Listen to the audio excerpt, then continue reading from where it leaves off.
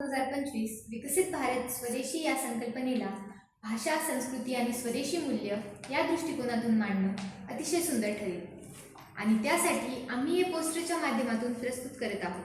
भाषा ही मनुष्याचा आत्मा आहे।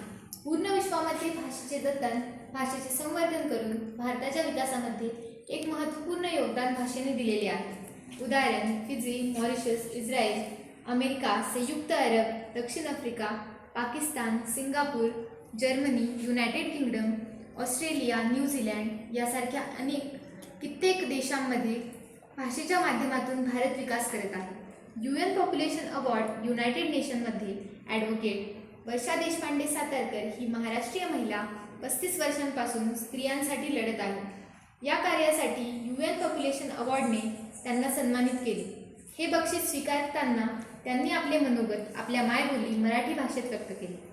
अशा प्रकारे विकसित भारत होण्यासाठी भाषेचे योगदान मोलाचे ठरले। धन्यवाद।